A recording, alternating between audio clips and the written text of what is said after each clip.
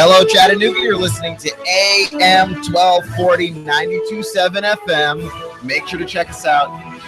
We're on the internet. We're on Noogaradio.com.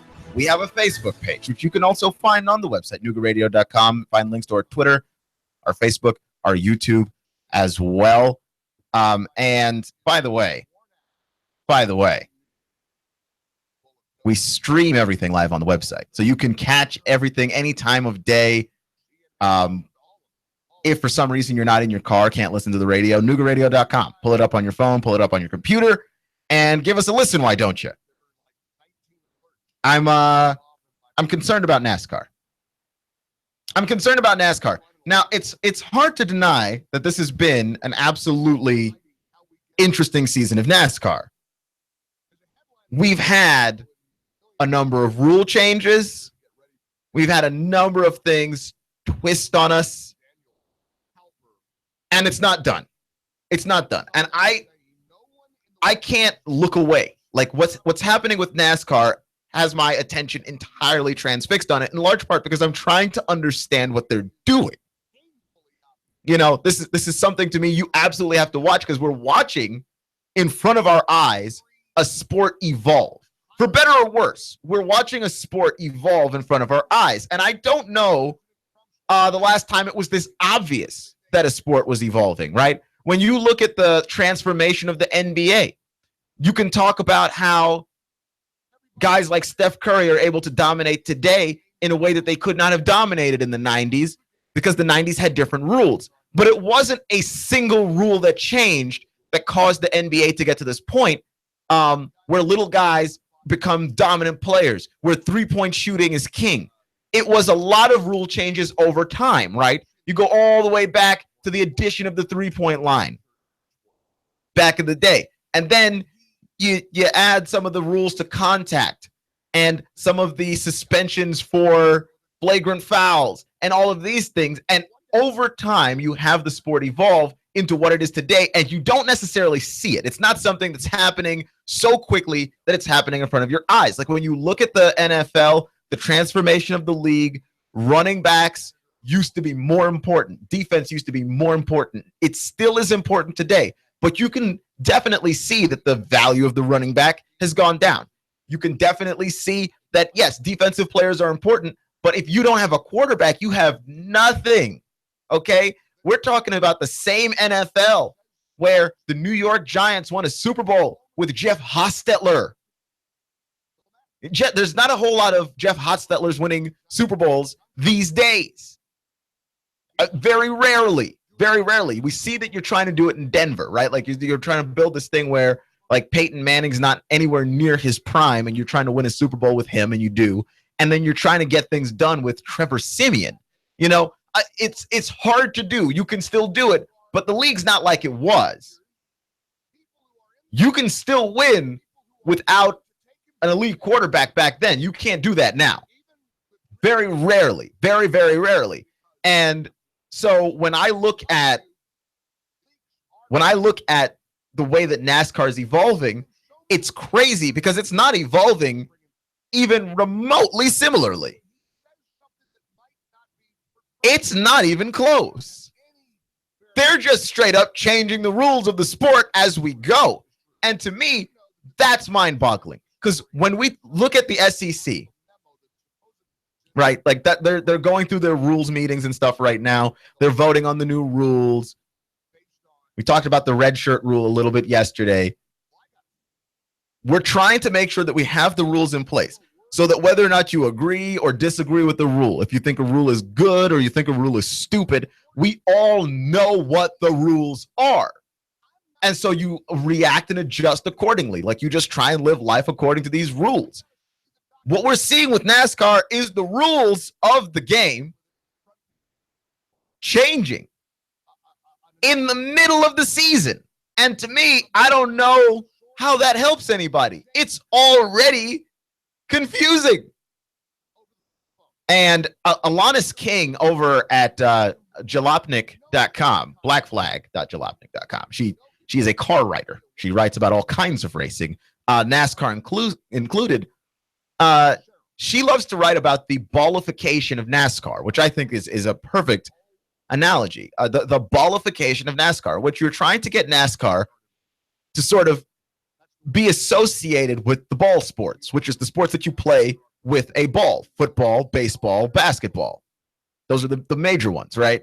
You're trying to get NASCAR to be associated with those things.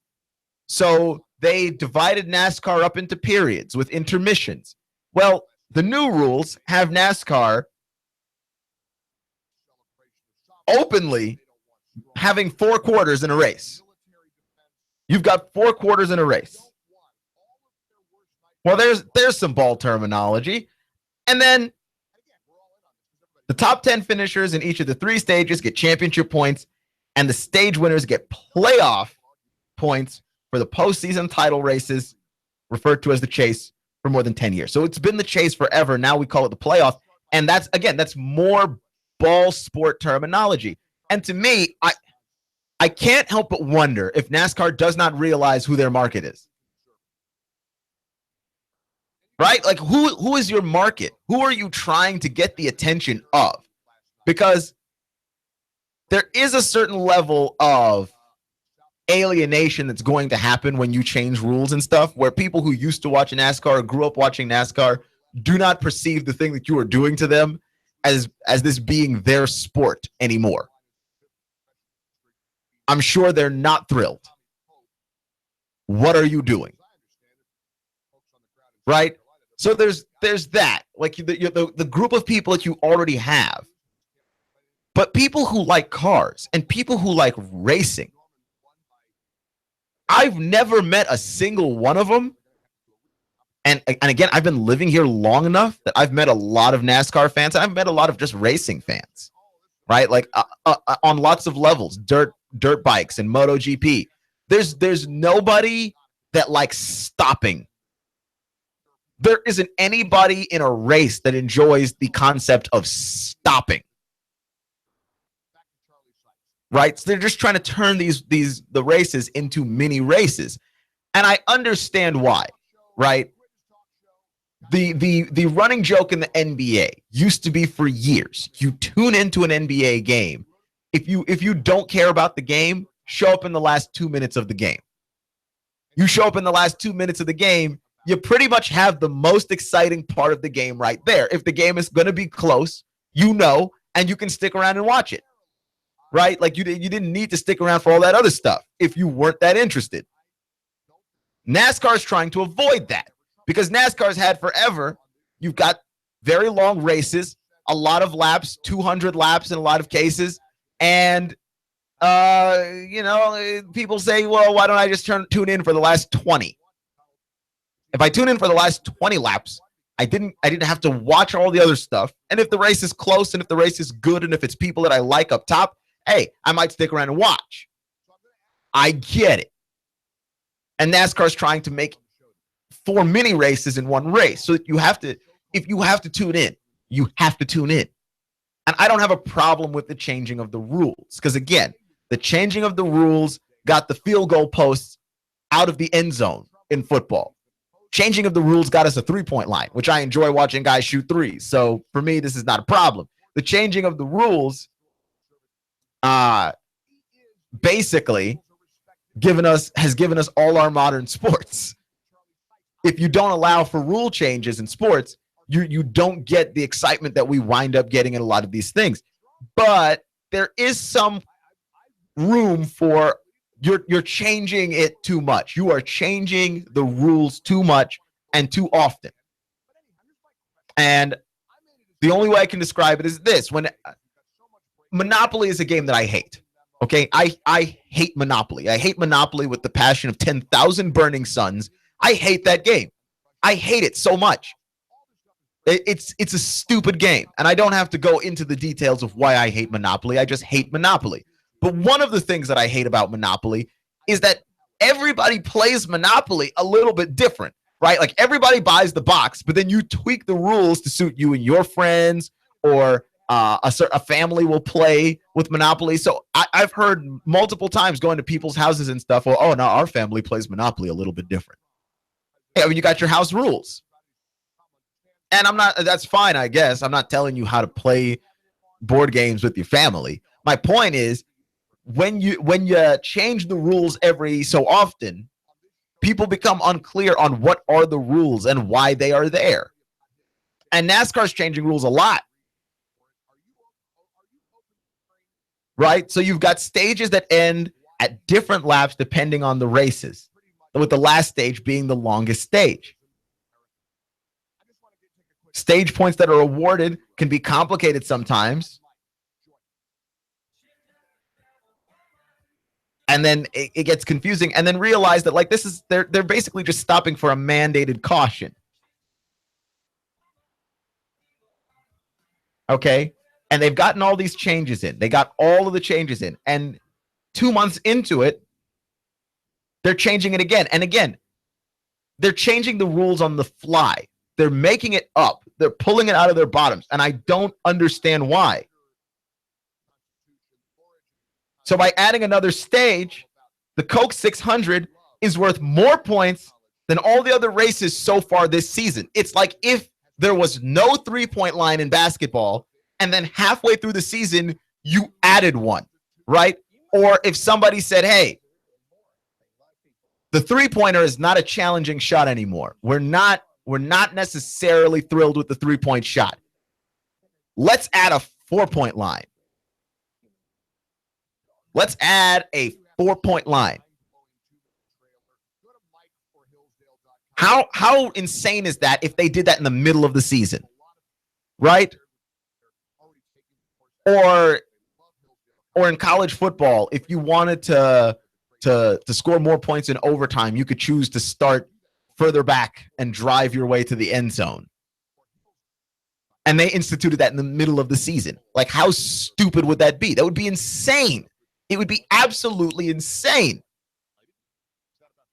But here's the thing. That's exactly what NASCAR is doing. They've added another stage, which means a race that was worth the same as all the other races is now worth more points than any of the other races.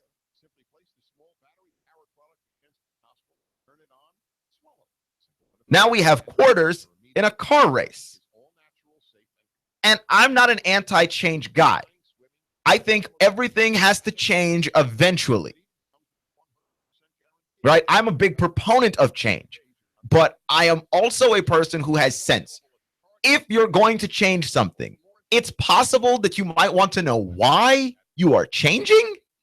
I think that makes sense. I think that is totally fair. And also, know your base. Know your base, okay? Donald Trump is the president of the United States right now because he knew who his base was. He knew who his supporters were. He understood the people who were going to be following him. Donald Trump knew his base, and that's why he wound up ultimately being successful. He didn't change halfway through his campaign and become somebody else. If you didn't like Donald Trump before, you weren't going to like him. And if you liked Donald Trump before, you were going to stay liking him. And do you know why? Because he knew his base. He stuck to what those people wanted the entire campaign. He said all the things they wanted to hear, and he never deviated, right? I mean, you're looking at Hillary Clinton tying herself into a pretzel, trying to be all the things that everybody wanted her to be, and it didn't work. It doesn't work. And then, like, I'm looking at NASCAR. Watching them do this right now. They are not understanding their base. They are not understanding the fans that have made them so popular up to this point.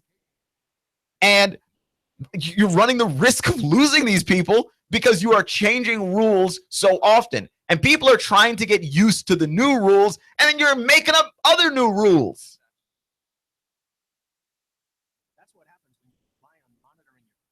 And this, by the way, is not the first time that you've done this, right? Like in 2013, before they expanded the playoffs to 16 drivers, the chase field had 12 to 13 drivers. Then they handed out penalties to Michael Waltrip racing drivers. And then they decided that there were events that were, quote, outside the control of Jeff Gordon and put him at a disadvantage. and qualified him for the race. And so they just threw him in the playoff or in the chase or whatever we're calling it now. I mean, it's insane. There is no consistency to NASCAR logic. The sport has completely lost its mind. And I'm not saying it makes it more difficult to enjoy, but you've got to give people time to swallow this stuff. You do. Clutch with Keon Rose on AM 1240 and 92.7 FM. It's like whenever a brand changes logos, when a brand changes logos, people get mad. People get mad. I remember when they changed the Big Ten logo, and people who rooted for teams in the Big Ten were upset that their logo was different. But if you keep the logo long enough, people get used to it. Provided you don't change the logo every 10 seconds. Stick to your guns. Don't change it. And then, I'm looking at NASCAR. The rules of your sport are the next most iconic thing after your logo. Everybody knows in soccer, you don't use your hands. In basketball, you dribble, but you can't take more than 3 steps with the ball. In football, you've got to stay on your side of the line of scrimmage until the ball gets snapped. Like, everybody knows this. Those things are iconic about the sports. With NASCAR, what's iconic about NASCAR's rules right now? You don't know, because they've changed so much. And maybe you can just sit down and watch the race like a race. Maybe that's possible. And the stopping doesn't bother you. But most of us, it bothers us. Who wants to watch a race where the cars stop, where you plan to have the car stop? Who wants to watch that? How does that even make sense? It's the most bizarre thing. And yet, maybe this is the plan all along, where NASCAR is just looking to boost their ratings by being bizarre and weird and hard to follow. Because I do want to watch and see how this all pans out. I do want to see where it goes. But I'll be damned if I'm not confused. I mean, you can definitely color me every shade of confused. I don't understand what they're doing here. I don't understand their plans and their logic. You cannot change rules like this. It leaves a lot to be desired, and they're doing it on the fly. That's the part that's making it worse, right? It's one thing if you changed rules from year to year, which is already not great. But not just year to year. They changed the rules before the season started. We're 2 months into the season, and they're changing the rules again. What? I'm sorry. I don't follow this. I don't necessarily like it, and I'm not a big fan. Your brand is in part because of your rules, and your rules decide how the game gets played. Right? Because of all the rules that the NBA's had over the years, we now have Steph Curry. We could not have had Steph Curry back in 1993 or 1984. It had to be 2014 and on. Once Steph got healthy, the rules were in place that a guy like Steph could be a 2-time MVP and NBA champion. We would not have had that in a previous decade. That's not the kind of basketball we were playing. It was a different game. And it happened slowly. So there was no acclimation period where we had to get used to the new rules. The rules were slowly changing over time anyway. When you look at NASCAR, they're not changing a rule here. They're not changing a rule there. They're completely balling up the rules and tossing it over their shoulder and starting again from scratch, except every time that they do it, they don't necessarily wait for when it makes sense for us, their audience, to learn the rules, to figure out what's happening, to get used to this weird stuff. I don't want a racing sport with quarters. The whole point of racing is that you go. Who wants to watch a race where you've planned for people to stop, where you've planned for people to not go. It doesn't make sense. Clutch with Keon Rose on AM 1240 and 92.7 FM. It's Matt Ryan's birthday today, so we're going to talk about the Falcons a little bit. Got that going for you. SEC Media Days are coming up. Some storylines to pay attention to there. Hugh Freeze walks out of a press conference and a fresh idea about paying players in college sports. Clutch with Keon Rose.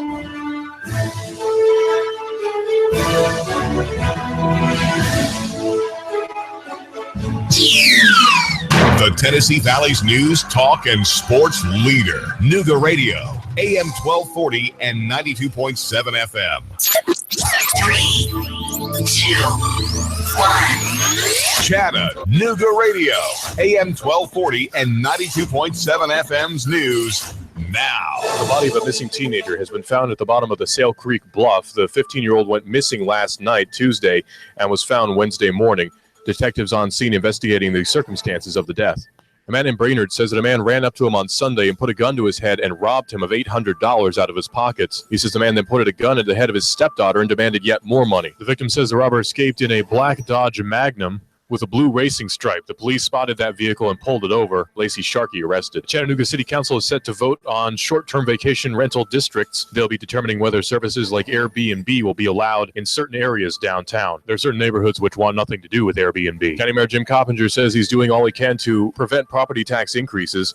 Coppinger says the almost $57 million in budget increases are only requests. Russell Stroud, Nooga Radio News, now. In-depth traffic, news, and information. Mornings on Nooga Radio, AM 1240 and 92.7 FM. Expect fair to partly cloudy skies to continue through your nighttime. Muggier overnight, lows mid and upper 60s. For Thursday and Friday, very warm and humid, highs into the upper 80s with some passing clouds. Can't rule out a spotty shower, but mainly dry weather expected through the first half of the weekend. Check out KFC's new spicy, crispy Zinger chicken sandwich is available in a $5 fill-up. Get at it. KFC, it's finger-licking good. A limited time offer at participating KFCs. And I'm Sports 12 Chief Meteorologist Patrick Orr. On Nooga Radio, AM 1240 and 92.7 FM. Need windows? Hey folks, do you need new windows? Good news. Window Depot of Chattanooga has a great special going on right now. 10 high-quality, energy-efficient double-hung vinyl windows installed for only $29.90. That's right, 10 double-hung vinyl windows, only $2,990. And yes, they qualify for the TVA rebates. Call 894-0011. Window Depot of Chattanooga today, located at 5950 Shalford Road. Call 894-0011 today.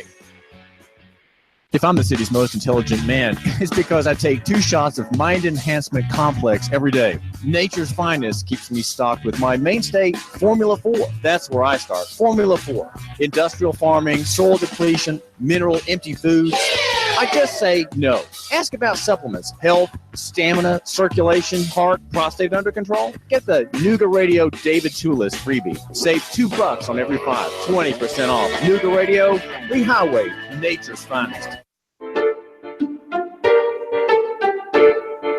The American dream. Home ownership. Are you building equity for your landlord? Why not build that equity for yourself and your family? Rent No More is a no obligation, no cost program. It's designed to teach you the steps necessary and to coach you all along the path to home ownership. Integrity Mortgage Group is owned and operated by local expert Jeff Woody Woodburn. Jeff has been in the mortgage business for over 15 years. Born and raised right here in the Chattanooga area. Jeff is also known as the Lone Ranger. He's helped countless hundreds. Really eager to help you too. So don't wait. Come on, call Danielle right now. You need to reserve your spot for this exciting, informative event. Space is limited, so call now to reserve yours. It's free. 423-517-8004. 423-517-8004. Call 423-517-8004. Hey, Nooga Radio is proud to partner with Integrity Mortgage Group to bring you Rent No More. Reserve your spot for this exciting, informative event. Space is limited, so call now to reserve yours. It's free. 423-517-8004. 423-517-8004. Call 423-517-8004. Stop building equity for your landlord. Live the American dream. Home ownership with Rent No More. We'll see you there. I have the best steak selection in town. Name of the business is Don's Meat Shop, and I'm Donnie Raines. Just ask for Donnie. I make over 20 different types of sausages. Most of them are great for grilling. We have the best selection, best quality. We have the hard-to-find items. Don's Meat Shop. He stole out so much cash, such a huge mountain of cash, that he's become a national star. Rick Davis. You know the story. Cash, cash, cash, and more cash. People can't believe it. They want to see it. And now Rick Davis has a new TV show. National TV, USA and Canada. He's got the gold and silver, diamonds and rings. You get dizzy just thinking about it. Rick's selling. Rick's buying. Cash, cash, cash, and more cash. And now a mountain of cash catching the Hollywood spotlight. You know where it is. Brainerd Road. Rick Davis, Gold and Diamonds. Cash, cash, cash, and national TV cash. That's really big. Everyone wants to see it. Money flying out the door. Rick Davis is America's jeweler. It's better than Hollywood. It's right here. Cash, cash, cash, and more cash. Rick Davis, Gold and Diamonds. Brainerd Road. You love me. You really love me. The Tennessee Valley's news, talk, and sports leader. Nooga Radio, AM 1240 and 92.7 FM. I'm blowing everything up. We're starting over. I'm doing a new show. I want guys who push it to the middle of the table and go over the top. Take a risk, fail miserably. I'm right, and I'm not wrong, and I'll never back down. Conflict works. Allow it. It's The Herd with Colin Cowherd. Right here and everywhere. Noon Eastern. The Tennessee Valley's news, talk, and sports leader. Nooga Radio, AM 1240 and 92.7 FM.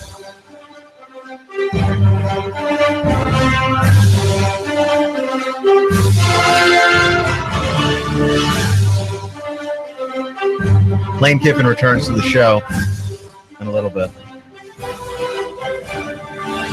He just never stops talking. He's the gift that keeps on giving. Ladies and gentlemen, Mr. Lane Kiffin. But before we get to all of that,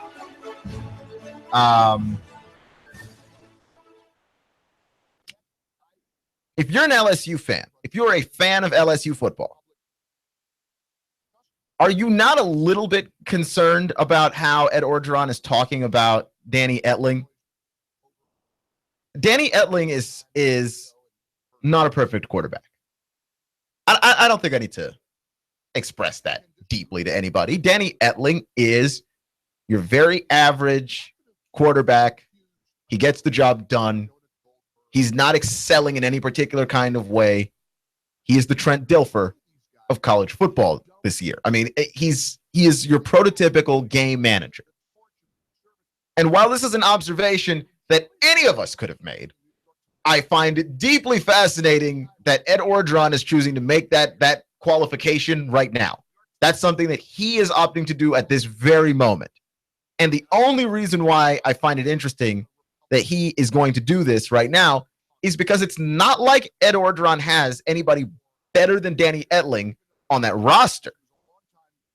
And so for him to go on about how Danny Etling is a game manager and how the job is wide open is a little bit concerning, because we all know that LSU is not going to be an offensive unit this year. They've got an incredible defense. I think they'll continue to have an incredible defense.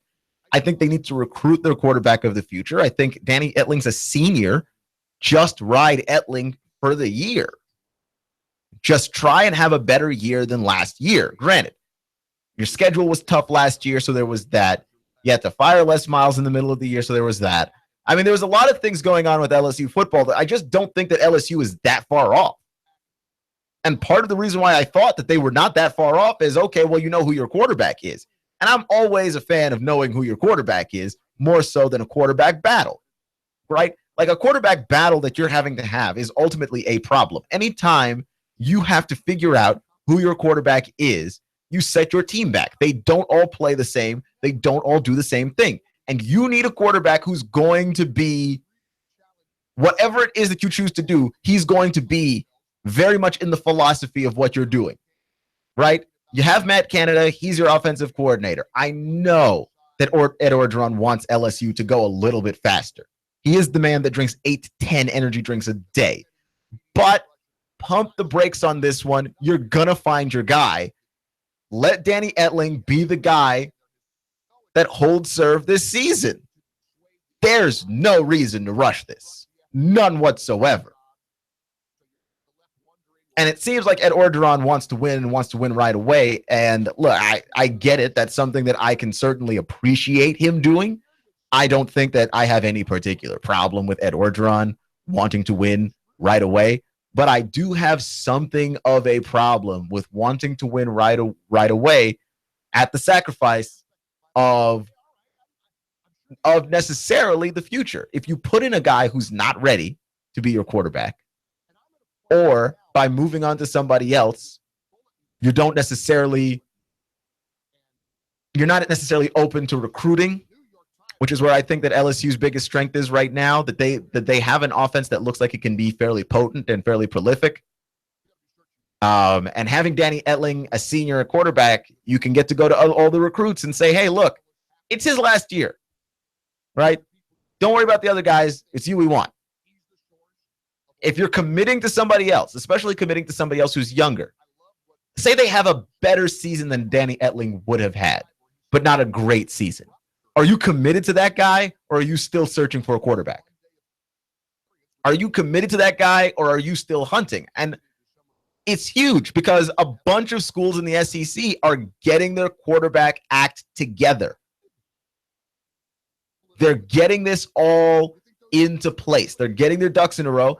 And it's hard to look and say, hey, you want to be the odd man out still looking for a quarterback in a year or two, right? And this is the advice that I have for all of these schools right now that are going through a quarterback battle. Like the faster you can settle this, the better for you, ultimately, right? So you're Tennessee, and I understand the Dormany Guarantano problem and replacing Josh Dobbs. Like if you had a quarterback that just graduated, you're just going to have to do this. But all the schools that did not have to do this, that are doing this, stop. Alabama, and you've got the battle between Jalen Hurts and Tua. That's not a battle. That should be Jalen Hurts' job. Right? Like that seems obvious. The battle between Jake Fromm and Jacob Eason, that's not a battle. That should be Jacob Eason's job. Even to a certain level where Florida does have a little bit of a QB competition going on, right? Like, but the bigger, stronger, faster guy is Felipe Franks. You should just go ahead and give him the job. Right? Like if you feel like you want to have the illusion of a battle so that everybody feels like they're being tested, because that's an important thing on a football team. Like no one's giving the job away. You've got to go out there and earn it. Go ahead and do that. Right? Like make them earn it. I'm not saying if they play terribly, give it to them anyway. But the odds are that they're not going to play terribly. Why are you coming up with this pretend quarterback battle so that we have to talk about it in the first place? Like, it doesn't make any sense. And the schools that need to, Tennessee's a school that needs to, so I get it. But if you're Auburn and you've got Jarrett Stidham, you don't need to. If you're South Carolina and you got Jacob Bentley, you don't need to, right? There's some schools that they absolutely have to right now because of the transitional period. LSU was not that school in the minds of a lot of people. They were not the school that needed to go in a new direction at quarterback. I don't follow. You know? And so I understand you have to open it up. I did post an article on our Facebook page earlier today about a problem facing the SEC at the quarterback position, which is that we have a lot of quarterback problems. And it's not just an SEC problem. It's a college football problem where you have a lot of quarterback transfers, where quarterbacks show up, they're freshmen. And it's sort of the opposite of the NFL, right? Like in the NFL, we have a scarcity of quarterbacks that can play the position. We don't have a bunch of guys who play it really well, which is how you end up paying way too much money to Kirk Cousins and guys like that. You don't have enough quarterbacks who can really ball. In college football, it's kind of the opposite problem. You have a lot of really good guys on your roster every year. You've got freshmen that come in that know how to play. They play at a very high level because they all go to these Elite 11 camps. They play 7-on-7 football in the summer. They're more polished than any quarterback coming into college ever. Like, this is the most polished the college quarterback product has ever been. And maybe that does result in a few years down the road, 4 or 5 years from now, in better NFL quarterbacks. Only time will tell. But right now, you have so many good quarterbacks and so many quarterbacks that come in and feel like, hey, I'm ready to play, that you feel like you have to play them. You do not.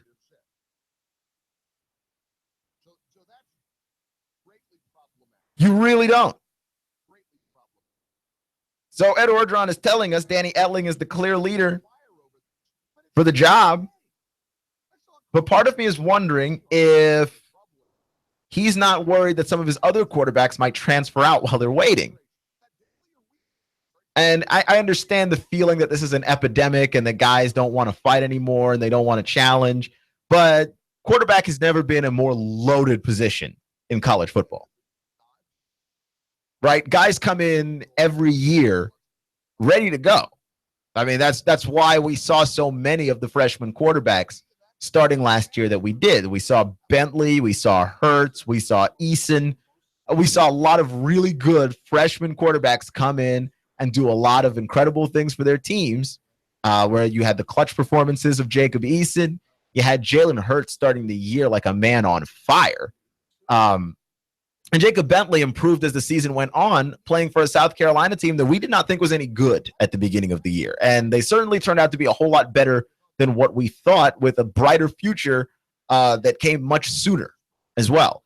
So I see the freshman quarterback stepping up, and I understand the temptation that, hey, if you don't start yours as soon as that guy is ready to go, right? Like, you don't need to follow conventional wisdom anymore. You're not letting a guy play until he's a sophomore. You know, you're not redshirting a guy just because he's a freshman.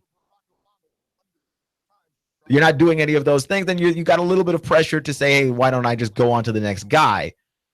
But if you have somebody in Danny Etling who is good, he is average, okay? He's going to give you,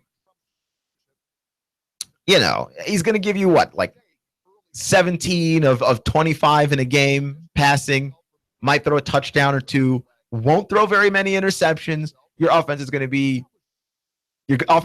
be average as far as passing offenses go. What's so bad with that, especially when you have a defense like LSU's, which is right up there with Alabama's defense? I don't know if I blaspheme for saying that, but it's right there. And you've got a running game. You've got Darius Geis, right, who stepped up in a lot of those games last year when Leonard Fournette was injured. Darius Geis stepped up. He played in the bowl game when Leonard Fournette decided not to play, and Darius Geis, they didn't seem to miss him. They didn't seem to miss Leonard Fournette, who is one of the most dynamic college running backs that we've seen in the last few years. So to me, I look at this and I go, I can't possibly justify putting Danny Etling on the hot seat like that, making that man fight for a job that really just ought to be his in the first place. Call me crazy. Clutch with Keon Rose on AM 1240 and Noogaradio.com. So let's talk about the Falcons a little bit. It's Matt Ryan's birthday. And for Matt Ryan's birthday, I feel like the Atlanta Falcons should re-sign Devontae Freeman. Devontae Freeman wants big running back money. And I don't blame him. I don't. I see that there's a certain level of people questioning the heart and how sold out are you for this team if you want money. But football's a brutal sport, and if you can get paid pretty nice to do it, I would do that. And all the quarterbacks are out here getting paid. So the running back position's been declining in the last few years, but suddenly we've seen a resurgence of the running back. Right? Like you got the Rams, they draft Todd Gurley. This year in the NFL draft, we had 2 running backs go in the top 10 when it felt like conventional wisdom was you don't draft a quarterback or a running back in the top 10. We had Christian McCaffrey go to the Panthers. We had Leonard Fournette go to the Jags.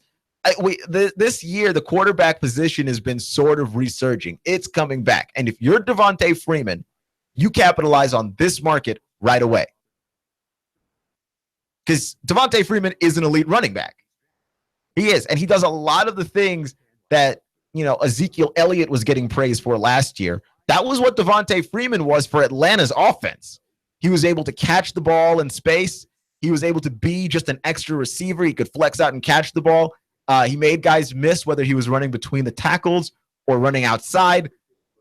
Put Devontae Freeman in space and let him go. And then being the 1-2 punch with Tevin Coleman, Atlanta was really hard to beat with Devontae. And I feel like if you're right there, I would pay Devontae Freeman and try and do it all over again. Right? And I understand not wanting to overpay. And I don't know what Devontae Freeman means when Devontae Freeman says, I want real running back money. But the market is it's swinging back towards running backs again, especially running backs with the specific skill set that Devontae has. When you are a guy that simply runs between the tackles, I don't know how much people would be willing to pay for you unless you were Adrian Peterson in his prime. I don't know how much people would be willing to pay for you for that, right? Which is why the Jaguars, with the 4th overall pick of the draft, took Leonard Fournette, because Leonard Fournette in his prime could potentially look very much like Adrian Peterson in his prime. And you would take a risk on that. You would take a flyer on that. You're Devontae Freeman type guy, though. I mean, the NFL is trending towards that Devontae Freeman, Christian McCaffrey type guy. He's more of just an offensive weapon than running back. And you're Devontae Freeman. You want to get paid. I don't really see how we blame you for that. I just don't. Devontae Freeman wants to get paid. And I think if you really like Matt Ryan, you go out there and you pay Devontae Freeman. We act like running backs are expendable. Like there are these things that you go out there, you get a running back. If a running back can't go, then you go out and get another running back. But if that were the case, then everybody would be running at a very high level. Every team does not run the ball at a very high level. Teams struggle running the football. The Saints struggle running the football. Part of the reason why they throw the ball so much is that Drew Brees is their quarterback. But part of the reason why they throw the ball so much is Mark Ingram is their running back. And he's good, but he's not great. Mark Ingram gives you solid yards, but he's not great. And they added Adrian Peterson to that mess, and it's not prime Adrian Peterson. It's just Adrian Peterson. And you're just hoping that you've got the last of what's left in the tank there for him. So I don't necessarily know if you're the Saints what you're doing at running back, but that's the kind of running back you'd never overpay for. You would definitely overpay for a Devontae Freeman type. It's not that running backs have gone away, right? Like we saw with prime Ray Rice. It's not that running backs have gone away. It's that running backs have gotten more specialized. Running backs need to block and catch and run between the tackles. You've got to be able to do all three. But if you have a guy that can do all three, you pay that man what it takes to keep him, especially if you've got a quarterback that many would consider to be good but not great. I would consider Matt Ryan to be great, but I'm not going to have that particular argument right now. I'm just saying, if you want Matt Ryan to have the weapons around him, right? You've got a Julio Jones. You've got Tevin Coleman as a second running back. It's not like you're going to have Devontae Freeman and you're going to run him into the ground every game. You've got Tevin Coleman. You use both guys very effectively, and you end up with a lot of winning football. Go out there and pay the man what the man wants. That's because I'm telling you right now, that will be the going rate. It'll sort of set the market on this. That'll be the going rate for what a good running back gets paid. We are swinging back towards that because it helps your quarterback immensely when you're able to have a running back that can go out there and basically read the defense and react. And then if he's on the same page with your QB, you end up being very successful. He ended up being very, very successful. And I feel like there's no good reason why Atlanta can't go back to a Super Bowl again. It's not like the games that they were winning last year, they were barely winning. They smacked around the Packers in the NFC title game. They smacked around the Seahawks the game before that. Atlanta's a really good football team. They're not going anywhere. They're not going anywhere. And only God forbid that they wind up meeting the Patriots again. That's the rematch I want to see. We're talking about Warriors Cavs. I'm talking about Atlanta needs to avenge what happened to them in Super Bowl 51. Oy vey. Oy vey. Anyway, I'm just saying that if you're Atlanta, that to me is the biggest thing that you can absolutely do. Because Matt Ryan to me has proven that he is an elite quarterback in this league. Okay, like the numbers that he put up last year are comparable only to Tom Brady. And in some cases, they were better than Brady's numbers, including the accuracy numbers. Sure, it was barely better, but it was better. It was better. The touchdowns were right there. He didn't turn the ball over very much. And Matt Ryan's never been one to turn the ball over. Like what we're seeing is a really good quarterback on a really good football team that finally had all of his weapons line up and fall into place. This is going to be a year for Atlanta where they prove that they're legitimate. They prove that they're real. They prove that they're one of those teams that's very much in the conversation. And their window is wide open, right? You talk about the closing window. The Saints, Drew Brees, could they win another Super Bowl? That window's closing, and it's closing fast, and I don't know the answer to that question. The Falcons' window is open. There's a good chance that we could have 2 or 3 more years of the Atlanta Falcons sort of being in this sphere, in this public eye of being the kind of team that is considered a Super Bowl caliber team. Now, I think if you're a Super Bowl caliber team, what you need to do in the 2 to 3 year window when people are considering you that is win at least one Super Bowl, because it does extend your window. People do want to play for you if you win a Super Bowl. If you go to the Super Bowl and you do not win, and it is an unfair thing, your perception is that you can't get it done and that you can't finish it. But people take pay cuts to play for the Patriots, and they take pay cuts to play for the Patriots because they go to the Super Bowl and they win. And guys look at them and go, "Oh, I want that." People fall over themselves to play for the Pats, and the Falcons want to be that kind of team. You need to go out there in the next 2 or 3 years while your window is still very wide open and you still look like a really great football team and go out there and win. And I think step 1, get Matt Ryan his birthday present. No, not a cake. Devontae Freeman. Clutch with Keon Rose on AM 1240 and 92.7 FM.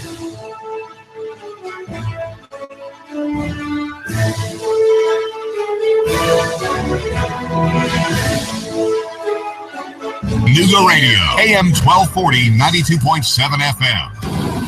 Chattanooga's best kept secret, Boyd Speedway. Come see the fastest dirt late model drivers in the South compete for a purse every Saturday night. Pit gates open at 3, grandstand opens at 5. Racing starts at 7. Bring the whole family for a night of fun as they tear it up on the dirt track. Go to BoydSpeedway.net and check out the Dirt Simulator. BoydSpeedway.DirtSimulator.com. Chattanooga's best kept secret, Boyd Speedway. Fun-filled, outrageous racing. We'll see you Saturday night. The UCRA Crate Late Model Event. Limited late models, crate late models, sportsman, hobby, and street stocks. Boyd Speedway. Competent, kind, caring, knowledgeable, experienced, great listener, great negotiator, in touch, accessible. If these are the characteristics you want and need in a realtor, you want and need Thomas DeMoss of Keller Williams Realty. Thomas is a very gifted realtor who puts the client's needs first. Whether you're buying or selling a home, Thomas is the realtor of choice. Thomas will help and guide you through each step of this very important process. For many of us, the purchase of a home is one of our largest investments and most important family and financial decision. Let Thomas use his 10 years of experience in the Chattanooga real estate market to give you the advantage you need when buying or selling a home. Buying a house? Thomas can help you navigate the emotional and somewhat anxious process of buying a home. For those of you who want to sell a house, Thomas uses his marketing and negotiating experience to help you sell your home for top dollar. Thomas is a local resident, raising his family here in Hamilton County. He knows the area very well. For many agents, real estate is a job. With Thomas DeMoss, it's a passion and what he loves to do. Call Thomas today for a no-obligation consultation. He makes the process as simple as possible. Call 423-364-0028 and visit his website, northriverpropertygroup.com. Picture that curl of steam rising from your fresh-made pizza. And in a flash, let it take you aloft, teasing all your senses. I'm talking about Jet's Pizza. If you eat out at Jet's in Hickson or take home your steaming deep dish square pizza, you'll love Jet's. They use only the best ingredients in a family recipe. Also try the cheesy bread, wings, chicken, or bread with bacon, antipasta or Greek salad. Jet's Pizza at Buy Low near the S-Curves. Open till 10 p.m. Sunday through Thursday and 11 p.m. Friday and Saturday. You can order online or have it delivered. jetspizza.com. That's jetspizza.com. Or call them now. They'll have it ready when you get there. 757-1616. That's 757-1616. Jet's Pizza, the best pizza in town. 3600 Hickson Pike. Life is short. Eat better pizza. Final expenses, funeral cost, cemetery lots, unpaid medical bills, probate cost, debts. Debts are due and payable upon death of debtor. Will these costs produce a burden and hardship on your loved ones? Who will be responsible? How will they handle them? These costs can total many thousands of dollars, only compounded greater with the grief of losing a family member. A safe and secure way to provide for these costs is with an affordable life insurance from Covenant Group Insurance and Financial Services. Covenant Group is a local company with local agents. Covenant Group still makes house calls. Covenant Group only represents A-rated companies. With many options to offer, Covenant Group can accommodate almost any budget. Great discounts for good health and plans available for impaired risk. Call today for a free, no-obligation consultation in the convenience of your home. Call Steve or Jada at 423-855-8484. Call today, 423-855-8484.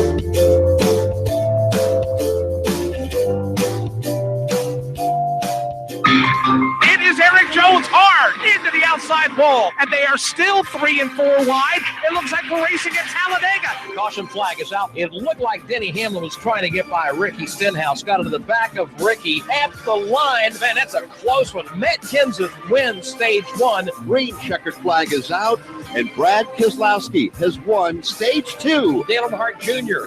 into the wall. That will bring out the caution. Caution waving once again. And again, it's Dale Earnhardt Jr. involved.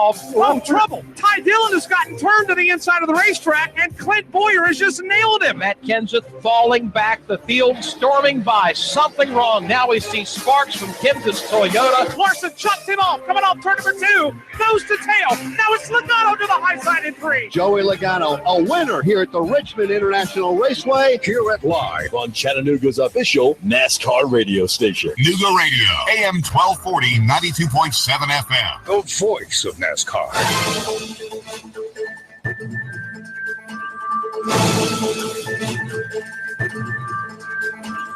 WBLZ HD4 Ottawa, W224AZ Chattanooga, WSDT Sunny Daisy Chattanooga. Probing the Trump campaign and links to Russia. The Department of Justice announced it is appointing a special independent counsel. With controversy surrounding the president, Wall Street experienced its worst session since last September. This is the CBS World News Roundup Late Edition. I'm Dave Barrett.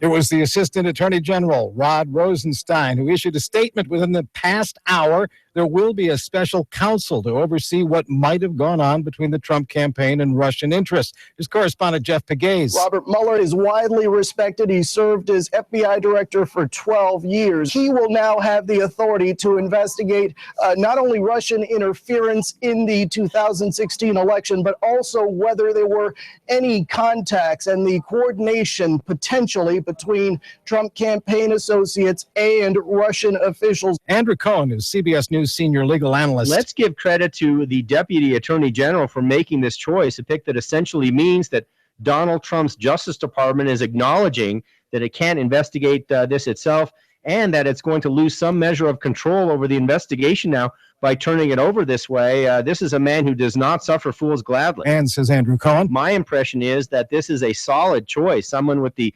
credentials and the experience to stand up to the partisans within the Trump administration, including those within the Justice Department, to at least try to get to the bottom of whatever this is. Utah Republican Jason Chaffetz chairs the House Oversight Committee. He just spoke with CBS News. I do applaud, and I do think that the Department of Justice, if they saw fit to appoint this special counsel, Director Mueller, impeccable credentials, I think will provide a great deal of comfort on both sides of the aisle. It's a real professional. People will have great trust in him. President Trump on the road today, though he did not speak out about the controversy involving his meeting with then FBI Director James Comey. He referred to himself when addressing grads at the U.S. Coast Guard Academy. No politician in history, and I say this with great surety, has been treated worse or more unfairly. Mr. Trump was to interview 4 candidates today to become the next FBI director. On that list, former Connecticut Senator Joseph Lieberman. James Comey's been invited to testify next week before the House Oversight Committee next Wednesday. Wall Street now. The worst day for the Dow since last fall. Market strategist Art Hogan at the New York Stock Exchange. We've had a market that's been impervious to noise coming out of Washington until today. And the difference today is it clearly looks as though there's more fire than there is smoke coming out of some of the stories connecting the administration to Russia. The Dow dropped 372 points, closed at 20,606. The NASDAQ lost 158 and the S&P dropped 43. Now this. Are you paying too much for term life insurance? There's a tremendous price war among the major term life companies. Rates have dropped dramatically in the past few years. For example, a man age 45 non-tobacco user, $1 million of coverage, $75 per month level rate for the next 10 years. Or a man age 50 non-tobacco can obtain $500,000 of coverage for a monthly premium of only $110 per month, guaranteed not to change for the next 20 years. That's right, level rate guaranteed not to change for the next 20 years. If you're a smoker, we have great rates available for you as well. At Term Busters, we specialize in policies of $500,000 and above. If you're looking for new or replacement term life insurance, call today for a quote at 1-800-569-5440. That's 1-800-569-5440. You're probably paying more than you should. Call Term Busters, 1-800-569-5440, or visit our website at termbusters.net. Remember, 1-800-569-5440. Rates and availability may vary by state. Sample rate quotes based on preferred non-tobacco underwriting. Exam required to qualify. When President Trump travels to Riyadh, Saudi Arabia on this upcoming overseas trip, we could hear about a major deal that's been made with the Saudis. CBS's Steve Dorsey. The arms deal is valued at more than $100 billion. It includes combat ships and precision-guided munitions. The president will also announce potential investments from U.S. corporations like GE. The Saudis are expected to pledge investments in U.S. infrastructure. Also overseas, talk today between European Union officials and airlines. It's all about the proposed ban on laptops for travelers going between Europe and the U.S. Reporter Terry Schultz is in Brussels. A large part of EU resistance to the ban is because it would be a logistical nightmare with hundreds of flights daily between Europe and the U.S., hugely expensive for airlines. A U.S. official speaking on background after the talks says the consequences of having a flight brought down by terrorists should put things in perspective. You're listening to the CBS World News Roundup. 3, 2, 1. Chattanooga Radio, AM 1240 and 92.7 FM's news now. The body of a missing teenager has been found at the bottom of the Sale Creek Bluff. The 15-year-old went missing last night, Tuesday, and was found Wednesday morning. Detectives on scene investigating the circumstances of the death.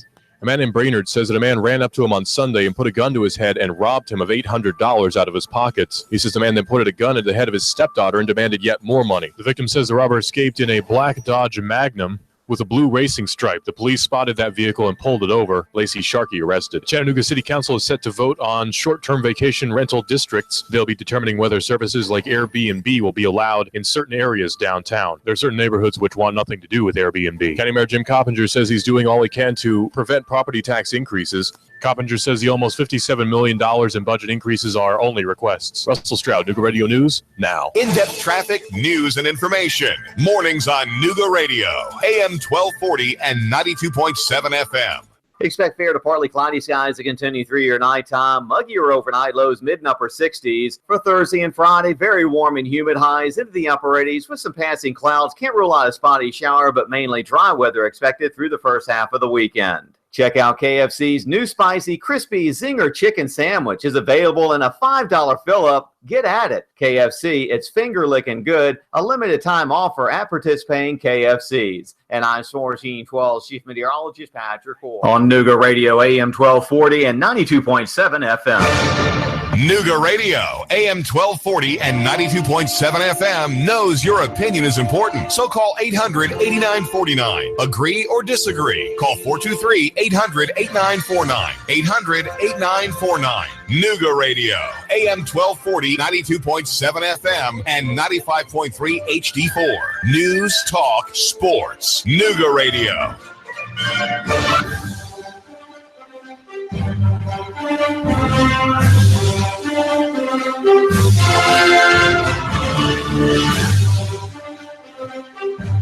You're listening to AM 1240 and 92.7 FM, Clutch with Keon Rose, hour number 2 of the show.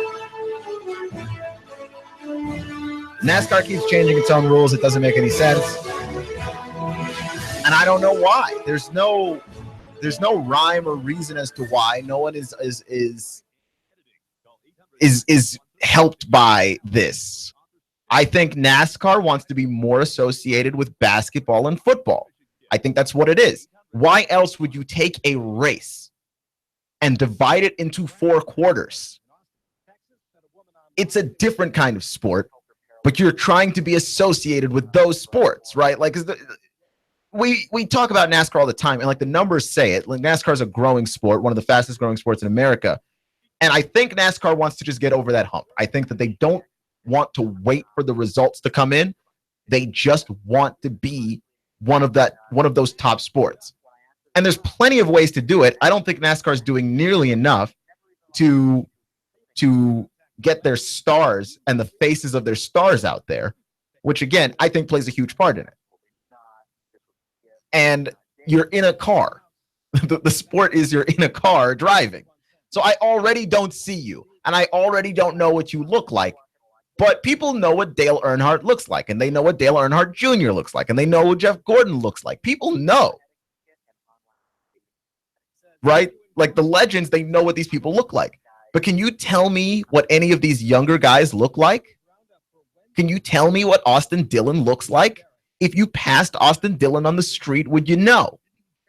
I don't think so. And part of growing as a brand is to sort of figure out what's your philosophy. I like to listen to a lot of motivational speakers and stuff like that, because I just like to be pumped up for my life, to try and figure out, hey, what am I doing wrong? And I like to listen to people who are really good at stuff, right? Like listen to Warren Buffett, because he's really smart and knows what he's doing in life. And he'll acknowledge on some levels that he's gotten lucky, but we all need luck. So at some point, you need to be able to capitalize on that. Warren Buffett is the best example of it. I mean, you got to look at guys like Warren Buffett and guys who have been successful, right? So it's something that I like to do. So one of my favorite shows to listen to is the Tim Ferriss show. He's a guy that goes around, he interviews these very successful people, and he tries to find a pattern for what it is that has caused these people to be successful, right? So I like to listen to that. And one of the things that he got in terms of his advice was, when you start to do something, one important thing is that you've got to know your end game. Know how you're going to finish the game, right? Like when you learn chess, you can learn the very basic rules of chess in the beginning of chess, but what a lot of people will do and what a lot of teachers will do will have you learn the end game of chess. It's going to be a few pieces and the king, try and trap the king. And what you end up learning is you end up learning the rules a lot faster and a lot more succinctly, but you also learn how the game looks like when the game's almost over, right? You learn this. You cannot begin a business. You can't start a venture of any kind. You don't really enter an industry or job without knowing, like, how does this end? What does success in this look like for me? It's not a great idea to do that. It's not a great idea to do any of those things that way, right? But at the same time, it doesn't feel like NASCAR's got that model. Like, what does success look like for NASCAR? Because the NFL knows what success looks like for the NFL. And so the NFL is branded for you to fall in love with teams and fall in love with logos and icons and mascots, but never to fall in love with players. The NFL doesn't want you to fall in love with players because then that gives players the power. And the entire power structure of the NFL and the way it's designed and the way it's laid out is based particularly on the fact that the NFL does not want you to fall in love with players. Right now, you could take the entire roster of the Washington Redskins, and I'm a Redskins fan, and you could trade them for the entire roster of the Cowboys fans, like the Cowboys straight up. And I would still be a Redskins fan. Like, I'm not in it for any of these players. That's not the way that the NFL is designed. But take a look at the NBA. I have friends who root for LeBron. It doesn't matter where LeBron goes. They like LeBron. I've got friends who root for Kevin Durant. I'm one of those people. I root for Kevin Durant, okay? I'm a Longhorn fan. Kevin Durant went to the University of Texas. Kevin Durant is also a Redskins fan. He can simply not be a bad person in my eyes. I will always root for Kevin Durant wherever it is that Kevin Durant winds up. But the NBA is open to you liking players. Fall in love with players. You don't have to fall in love with a team or a place. So you can root for Russell Westbrook even though he's in a teeny tiny market, Oklahoma City. Fall in love with players. That's the NBA's philosophy, and all of their rules come from that. Like NASCAR doesn't have a philosophy. There doesn't seem to be a plan or a way that NASCAR wants you to view this. Do we fall in love with the cars, like the car number, the brand, Ford, Chevy, Toyota? Do we fall in love with the drivers? What do we like when we watch NASCAR? And NASCAR has not answered any of those questions and instead just keeps changing their rules all the time, as though that's going to help anything. You're confusing the people who are trying to get into your sport, and you are losing the fans that you had. You've got to find a philosophy and stick to it. Know your base. Clutch with Keon Rose on AM 1240 and 92.7 FM. Just talking about NASCAR and all of these rule changes that they're going through. The Coke 600 is now going to be a 4-part race. It's going to have 4 quarters in it. Why? Only the head of NASCAR and God only know. Right? That's it. None of us seem to be privy to any of this information and the logic behind any of this information. And that's the thing that I find the most absurd about it, is that there is no rhyme or reason to these rule changes. There just isn't.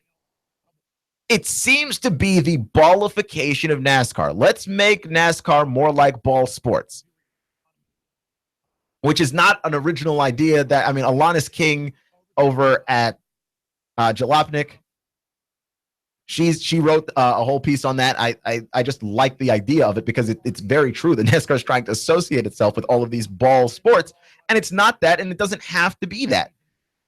When you make a movie, right? Everybody loves these Marvel movies. They love the superhero movies, but all of these movies are based on comic books. And so there's a certain level of the comic book fans are the reason why something is popular enough to end up on a movie screen, because it's got a fan base already. But you've got to make it friendly for a general audience. People aren't just going to sit down and watch super weird stuff in a movie theater. Comic book fans might be cool with it, but everybody else isn't. And if you got to take your kid to something, that you'd rather not take your kid to the strangest possible thing that you can take them, right?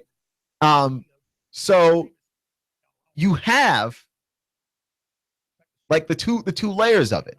You want to please the comic fans. You want to get a bigger general audience inside. And you find the middle ground there. Okay?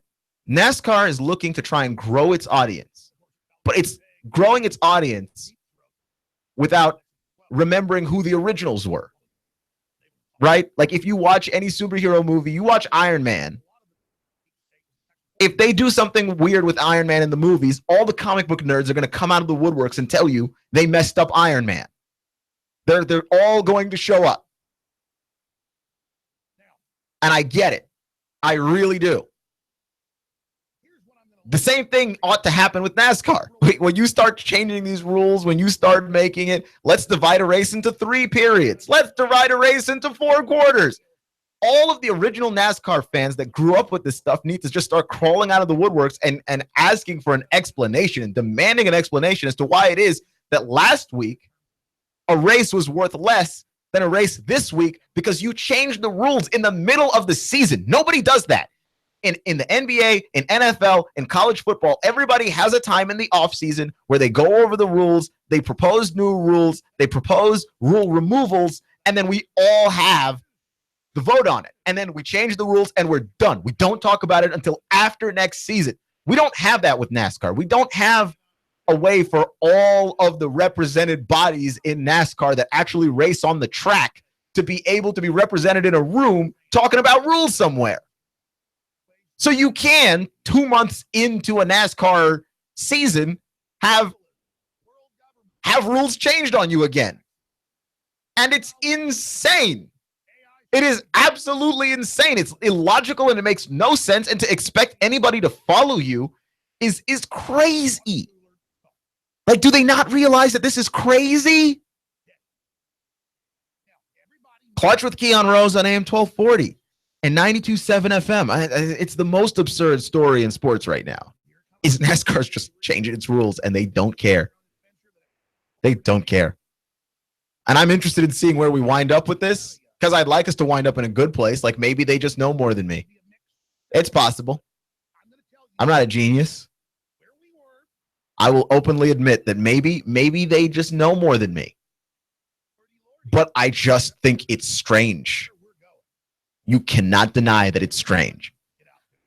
So Tom Brady's wife specifically, his wife, Victoria's Secret supermodel, Gisele Bundchen, she has spoken up about concussions and said that Tom Brady's had some unreported concussions in his life, which of course Tom Brady's had unreported concussions in his life. Tom Brady gets hit a lot, all the time. It's part of his job description. He's a quarterback. But it's crazy to me because we've been going through a lot of great lengths to prevent concussions in the NFL. And we've gotten the protocol and we finally acknowledged that they happen. And we've acknowledged that even minor hits cause brain trauma and all of these things we finally admitted in the NFL. And guys still don't have to report concussions. And Tom Brady is the biggest superstar in the sport. If Tom Brady is not reporting concussions, like that's something that trickles down. That's something that has an effect with everybody else. So that's one thing I took away from that. But the other thing that I took away from that is Tom Brady has concussions. Like I understand that Tom Brady gets hit a lot, but there is a certain level of me that believes that if anybody in the NFL could avoid having a concussion, it would have to be him. Tom Brady is the single most, if you sneeze on him, if you breathe in his direction, there is a flag coming your way quarterback in the entire National Football League. Nobody is more protected than him in the NFL. Nobody. And I'm not even saying it's unfair because he is the golden goose.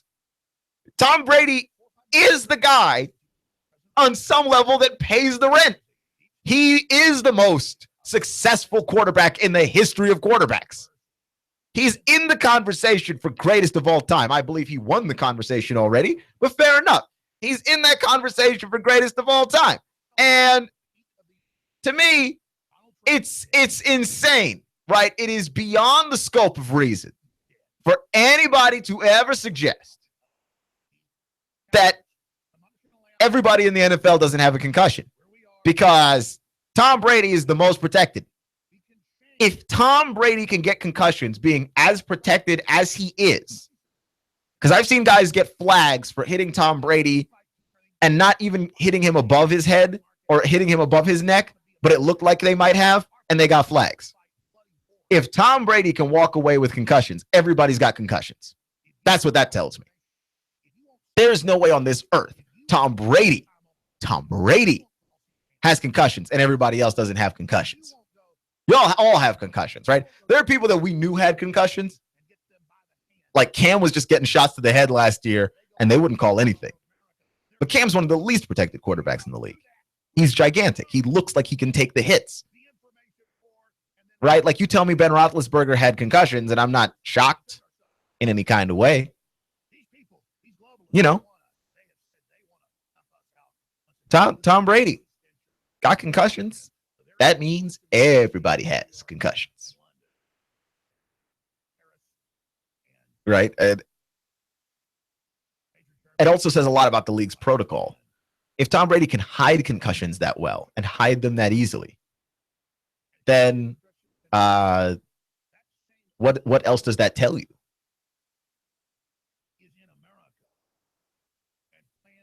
What does that tell you about Tom Brady? If Tom Brady can hide concussions so easily, that's a problem. That means that the protocol is missing a lot of people. It's missing a lot of guys. And I understand that it's something that we have to figure out. Like it's not going to happen overnight. People are still going to play football. It makes a lot of money. And I know that guys, I think, are massively underpaid for the risk that they put to their bodies, but it still makes a lot of money. And it's still an incredibly entertaining sport to watch. I don't know where we're going with this, but it just feels like at some point we're going to have to just sign the waivers to say, hey, football's dangerous from like the outset, and just let people know. Is it something that we continue to do in our institutions of education? I don't have the wherewithal to speak on that. I don't. But if Tom Brady is out here getting concussions, everybody is getting concussions. That is a fact. Because there is not anybody in the National Football League more protected than him. Okay? If Tom Brady's getting concussions, then Phil Rivers is getting concussions, and Eli's getting concussions, and Dak Prescott is getting... They're all doing it. Like, it's all happening to all of them. Because Brady was what? He sacked 115 times in the last 4 seasons, which is kind of low for quarterbacks, really. Now, there are guys that get sacked a whole lot more than that. And that's, of course, not counting the hits that people take that aren't sacks. If Tom Brady's got concussions, everybody's got concussions. And if he's getting away with not reporting it, then the protocol, I'm not saying that it doesn't work. I'm saying it's going to be hard pressed to sell me on it working. Like, it may not work. It may not fail 100%, but it's like 50% is not high enough. So John Christ over at Saturday Down South had a tremendous idea for college football, which is, and it avoids all the student athlete things too. Instead of paying players like employees, and here's the headline of the article, instead of paying players like employees, how about a cash bonus for graduating? Then the players are paid. They are paid for the time that they spent being a student athlete. You are rewarding the student and athlete side of everything. And you're paying them indirectly. So you're not paying them to play football necessarily, though that would be something that you would only get if you played sports, right? You pay somebody to graduate. This also fixes a lot of quote unquote problems that a lot of people think that we have, which is the whole one and done thing. If you're a player that's going to be in the top of the NBA draft, you weren't staying anyway. There was no bonus that the school can give you that was going to ever keep you, right? You were gone. You were out them doors, right? So there's that. But on the other hand, right? On the other hand, if you were a player and you were going to be middle of the pack, it's one more thing that keeps you in school a little bit longer, right? Like if you're a guy like Grayson Allen considered going to the NBA draft, and Grayson Allen might actually have gone to the NBA draft if he didn't have just compulsively a really bad season for no good reason. Like the second half of his season was ridiculously atrocious. And then on top of that, if he could have ever stopped himself from kicking people, and people don't want a guy that can't control his body to the point where he's just kicking people. And I understand that Draymond Green exists. Yes, I understand that. But Draymond Green did not have a reputation of kicking people until after he got drafted. And now we're just kind of all stuck with him. Grayson Allen is having a reputation of kicking people, and not even in the weird BS way that Draymond tries to get away with kicking people. Draymond tries to kick people in the action of doing a basketball move so that he can at least disguise it and then give you the pile of garbage that is, well, no, that's just how I rebound. I rebound with my foot above my head like a ballerina. Like, Draymond will give you that. Grayson is just kicking people. And it doesn't look like an accident. Right? There's no, he can't disguise it. He could disguise it, but he doesn't disguise it. He just kicks you. And I don't understand. I don't understand at all. Grayson Allen could disguise this as something else. He simply does not. He just kicks you. And he cost himself something in the NBA draft, and so he ended up coming back to college. But an extra incentive to come back to college to finish it out, you probably improve graduation rates. I think that it's a good thing. And again, guys will earn the money for time they spent being a student athlete. I say guys, but guys and girls. Title IX is a thing. You will get paid for the time that you spent being a student athlete. But only until you complete the student side first. It sounds fair to me. And it is at least moving in some kind of positive direction, as opposed to, well, they're student athletes, so we don't owe them anything. A word? Really? We're not going to pay you at all. At least this acknowledges that they are both student and athlete. And then you're just saying, well, hey, we're just going to pay the student side of this first. Clutch with Keon Rose on AM 1240 and 92.7 FM.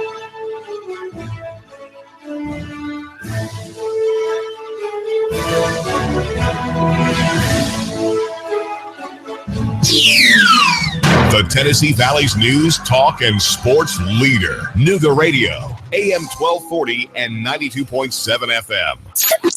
3, 2, 1. Chattanooga Radio, AM 1240 and 92.7 FM's news now. The body of a missing teenager has been found at the bottom of the Sale Creek Bluff. The 15-year-old went missing last night, Tuesday, and was found Wednesday morning. Detectives on scene investigating the circumstances of the death.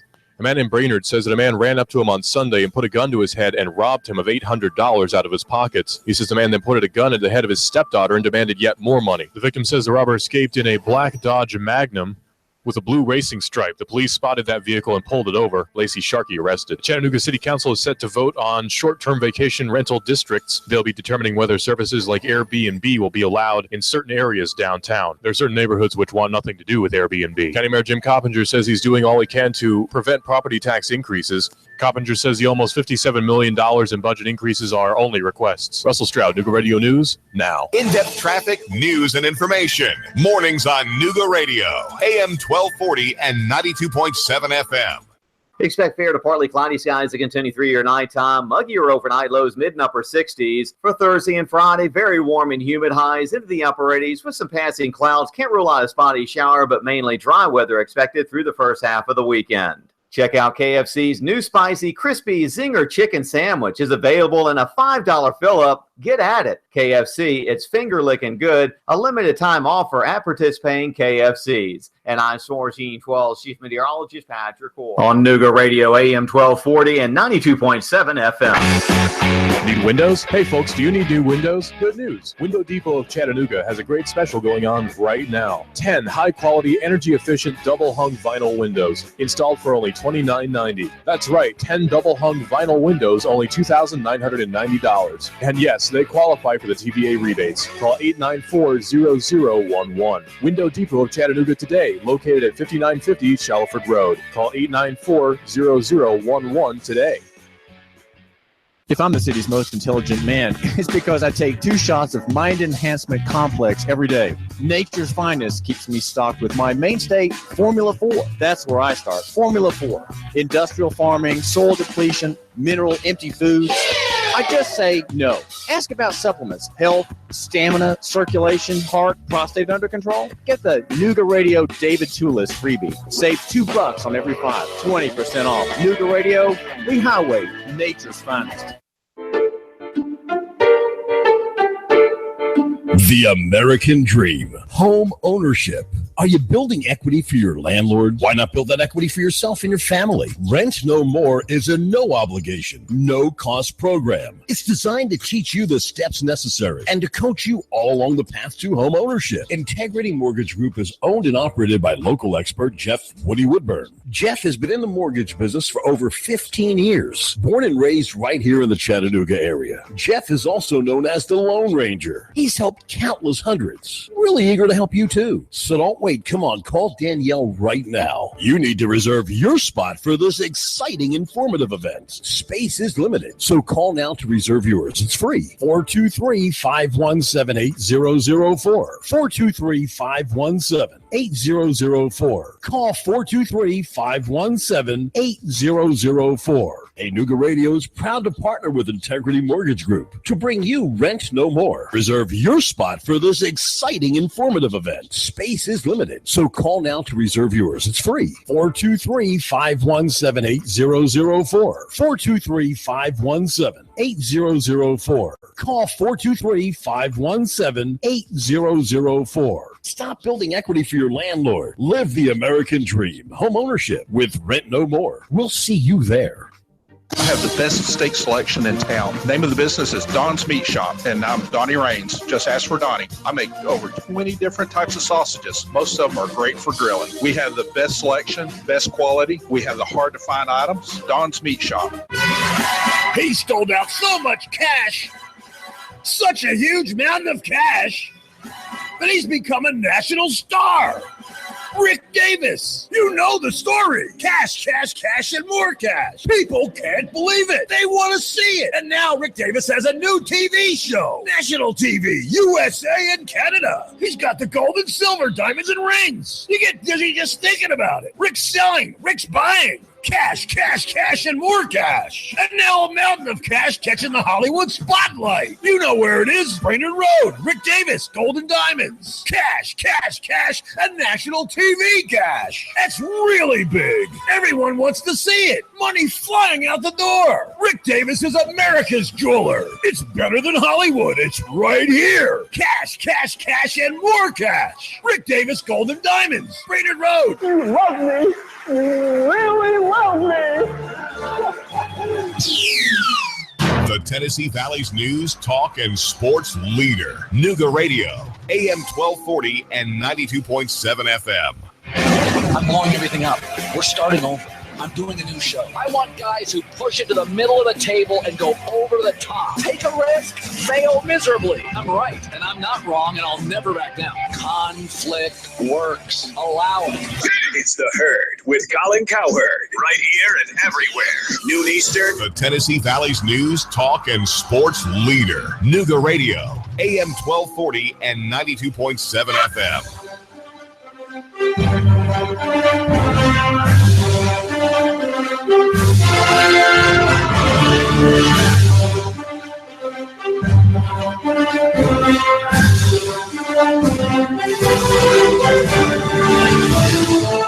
Thank you, everyone that's been listening to us on NoogaRadio.com. And if you find our YouTube link on our page, heading over to our YouTube page and watching us over there as well. I see a few of you on board. So just thank you very much for making us a small part of your day. We appreciate every second that you give us on the air. So one of the things that I find possibly the most interesting is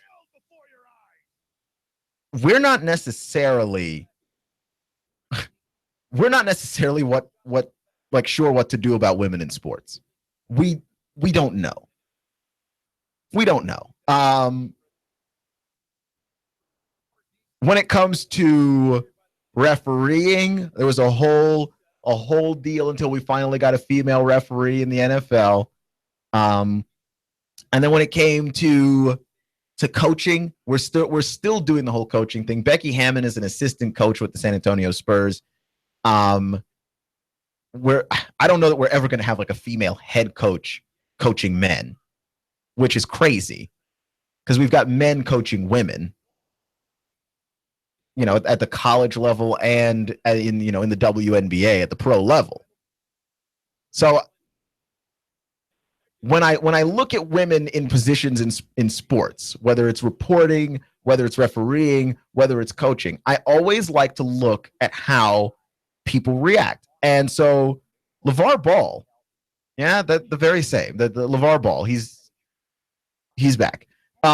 He was on the Herd with Colin Cowherd earlier today, and he threatened Christine Leahy, who is Colin's co-host on the show. I think she's a very cool person. She's very interesting, and she does not always roll over to Colin, which I think we need that in this world, because Colin has a lot of opinions that make no sense. They make no sense, but they make sense in his mind, and you need someone else outside of his mind to tell him, hey, Colin, buy a better opinion. She's that for him. She's really good at it. And as well as, sports updates, she's very good at that. She's professional as well. LeVar Ball was on the show, and so Christine was asking LeVar about the shoes. We all know which shoes. Lonzo Ball's shoe, the Zo2, has come out, and LeVar Ball basically threatened Christine Leahy, said that she was a hater, and told her to stay in her lane because she committed the awful, awful crime of questioning the genius of LeVar Ball. Oh, that's all she did. She just wanted to explain that the Big Baller brand doesn't appeal enough to women, which it doesn't. It doesn't appeal to women at all. LeVar Ball has not thought or considered women in what he is doing with his brand, which when you're just starting out, maybe you don't have to consider everything, right? But I will put out that if you're going to be competing with Nike and Adidas and Under Armour, all of these brands do go out of their way to appeal to women on some level, because that's 50% of your population that can buy stuff from you. If you don't appeal to them at all, you will not be making money from them, right? So she thought, well, it might work better if you also tried to appeal to women. He disagreed and then refused to look at her for the rest of the segment, right? Because like the show is also on Fox Sports 1, so it's live on TV as well as being a radio show. He refused to look at her for the rest of the segment. Okay? And then he said something about reporter Jason Whitlock, said that Jason Whitlock can't comment on anything but snacks because Jason Whitlock is a heavy guy. He's a big guy. And so obviously Christine was like, well, that if you're going to be disrespecting people, if you're going to be disrespecting women and people for their weight, that, then maybe you're not in the right place. And he said, I never disrespected women, but I tell you what, you act like that. Guess what? Something's coming to you, and it's okay. So the man just openly threatened Christine Leahy on radio and TV. And my thing is, what place is there for that in 2017? Look, I have no problem with jokes. I have no problem with humor. But he wasn't joking. He wasn't being funny. He threatened her because she questioned him. And we don't like it when women question us. In fact, Christine is in an interesting place because she's a sports broadcaster. And if you want to find a job where women are horribly underrepresented, that would be one, right? Like, it's a big deal. We have a woman that's going to be doing Monday Night Football. She's going to be broadcasting at ESPN. And I wonder how people are going to take that, because when it comes to sports, men do not like to hear their sports from women. And I don't know why. I have no idea why. It is sexism. That's an explanation there. But I don't know why it still exists. I don't know why it still pervades to the degree that it necessarily does. I had a friend of mine, he's older than me, tell me I don't want to hear my sports from women, right? And it's a guy that I trust, that I talked to him, and I had to look at him different afterwards, because why? What is wrong with hearing your sports from a woman? Are you suggesting on some level that there is nothing that a woman could say about sports that you want to hear? Or is it just her voice? Or is it just her personality that you cannot stand? Because there are women that do sports journalism and sports broadcasting at an incredibly high level. Doris Burke over at ESPN, Michelle Beadle, they exist, and it's not that hard to find them at all. It's crazy to me. But I feel like LeVar Ball just wound up being the sort of living embodiment of what that is. And I don't know that you want to be on the same side as LeVar Ball on this. But someone has to come at him. LeVar Ball speaks nonsense all the time. He shows up on Colin's show. Colin agrees with LeVar on a lot of things, like the pricing of his shoe, which is horrific. No one's going to spend $495 on that shoe. I'm telling you right now, that shoe is going to fail dead in the water. You can say, oh, he put the shoe at that price so that we can have a conversation about the shoe. And look, it's free marketing for the shoe. Fine. But you understand that every conversation doesn't necessarily promote action. We can have a conversation about how we're not buying the shoe and then not buy the shoe, because that's what's happening. No one's going to buy that shoe. I'm a parent, and I have to choose between Lonzo Ball, who hasn't done anything in the NBA, and his $495 shoe, or getting my kid a pair of LeBrons or KDs for much less money. I'm going to get him the LeBrons or the KDs for much less money. It's a no-brainer. But it's one of these instances where LeVar Ball is not, he's not the problem. He's a symptom of the problem. And the problem is we're still sexist in America. Right? And it's not everywhere. And certainly I think there are places where sexism is even overstated, but it's so weird that we try and hide from it, given that when it's bad, it's awful. It's absolutely awful. Here is a man telling a grown woman on television to shut up.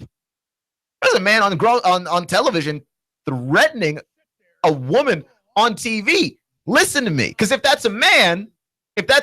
if Christine is Chris, and she went over and tried to start something with LeVar, like, you don't blame her for that, right? Like you wouldn't. If Christine Leahy weren't a woman and we're just some dude named Chris Leahy, and Chris Leahy got offended and went over to try and fight LeVar Ball, are you upset? Does that make sense to you if someone disrespects you like that on TV? If someone disrespects you like that to your face, telling you to stay in your lane when you're trying to be a journalist? If someone is telling you, something's coming your way, is that how you want to do that? Is that where we want that to go? You don't do that to other grown people. Okay? You don't. You don't just threaten people for questioning you. But I bet you LeVar Ball doesn't feel comfortable threatening a man that way. Felt comfortable threatening a woman that way, because he didn't feel like she should be talking to him like that. He didn't feel like that. And that is so horribly wrong. This ought to be making the rounds everywhere. You can't threaten people when they say stuff you don't like. And I've got bad news, man. When you say, I don't disrespect women, but the next words that are following is in all likelihood some kind of disrespect of a woman, which is exactly was. I don't disrespect women, but I'll tell you what, if you act like that, guess what? Something's coming to you and it's okay. You can't say I never disrespect women, followed by you disrespecting a woman. It's the worst thing that you can do on the air, short of like swearing and getting the FCC involved. And again, if this had somehow been some terrible joke, which I still don't understand how that would even happen, but if it was some kind of terrible joke, I defend jokes. I feel like people get too upset and too mad and too angry over jokes. I will defend people's right to be funny, or to at least try to be funny. He wasn't trying to be funny, and I'm not going to defend your right to just be disrespectful on the air. Fox should never let LeVar Ball back on the air so he can push and pedal his shoe for free and expect no one to ask him questions about it. Hey, dude, your shoe costs way too much money. That's a legitimate question. Maybe your shoe might do better if you try to reach out to half the population of people that live in this country. That's a legitimate question.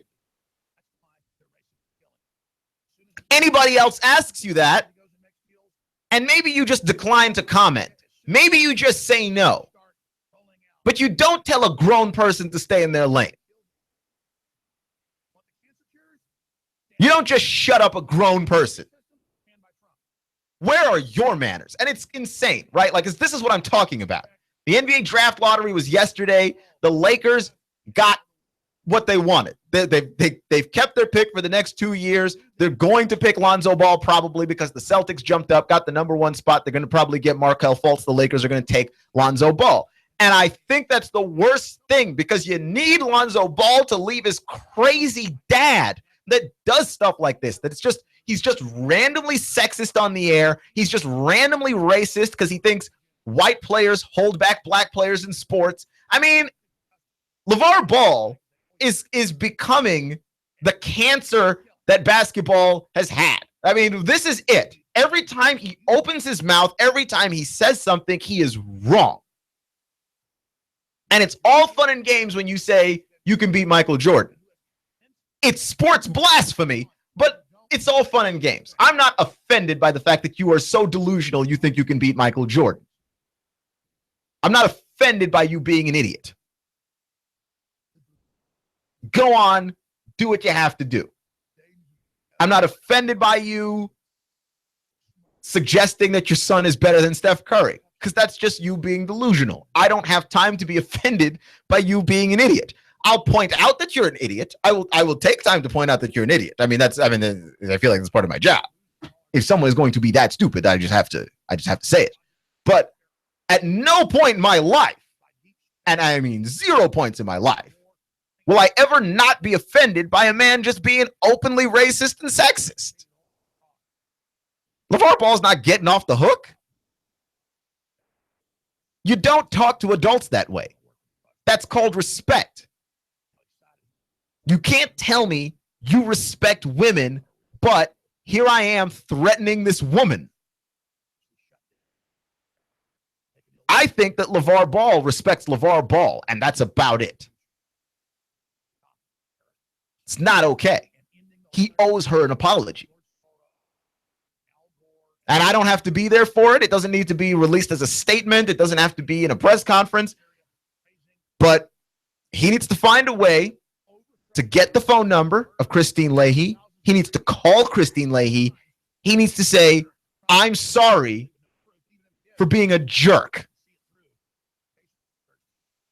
And then she can forgive him or not forgive him. Because he was a jerk. Because someone dared to question his knowledge and his vision, and he was a jerk. And it's like those people. It's like those people who are like atheists, and they're very certain that they're atheists. But if you question why, like if you ever dare to question what they believe, they just turn into a jerk. Like they're not even interested in talking philosophy and reason with you. They just flip out at you. It's like those people. They have a belief and they hold on to it so strongly they're not even in the state of mind to defend what they believe with logic and reason. They're more just interested in dominating everything. That's what he's interested in. He's not interested in anything else. And it's all fun and games until you get to be a sexist on television, in which case you stop. Right? You can get into a big, stupid argument with Stephen A. Smith all you want to. But if someone's asking you legitimate questions and you don't want to answer the legitimate questions, you can always say no comment. That usually works. You insane man. Clutch with Keon Rose on AM 1240, 92.7 FM. Just pisses me off.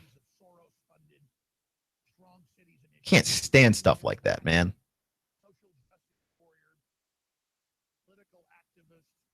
Can't stand stuff like that. Like, don't you treat people with respect, right? Like, regardless of gender, there's no reason.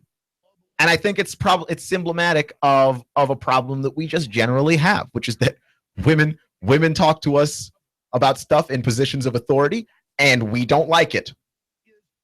And by we, I mean men. We're just not huge fans of that. Maybe we're just not ready for it in America, right? Like, it's cool if y'all want to be paid the same. It's cool if y'all want to vote. But don't go telling me stuff from a position of authority, of which a broadcaster, it does count on some level as a position of authority, just because of the number of people that when they say something once, the number of people that hear it at any one time. When you hear news from the radio, you expect it to be official, you expect it to be correct. And that qualifies as a position of authority. Not that like anybody on radio is better than you, because we're not. But that qualifies as a position of authority. And we don't like women there. Right? Like, it is the only way to explain why most personalities on TV, especially when you talk about the news media, especially when you talk about the sports media, why so many of those personalities are in fact men. It is the only way to explain that. So you've got somebody like Christine who's holding really a rather unusual position of having one of those quote unquote authoritative positions. She is a sports update anchor on a radio show, a very heavily listened to radio show. She is a sports update anchor. And she's the rare woman in that seat. Right? Like, I've listened to a lot of sports update people in my life. I listened to sports radio growing up. It was my favorite thing to do. I had a radio in my room. I didn't have a TV because my parents knew if they gave me a TV, I'd never do my homework. But I could do my homework and listen to the radio. So they gave me a radio. I grew up listening to sports talk radio. The sports update person is almost always a guy. Almost always. There were women there, but almost always was a guy. And a lot of the women, they did the sports updates at night. Not during the daytime, not during prime time, not during drive time. At night. Christine's in a rare position. Doesn't deserve to be disrespected like that. LeVar Ball owes her an apology for being a clown. Clutch with Keon Rose on AM 1240 and NoogaRadio.com. Make sure to check us out on our new hip FM signal, 92.7 FM. Remember, folks, it's not how you start, it's how you finish. Stay clutch, and I'll see you in 24 hours.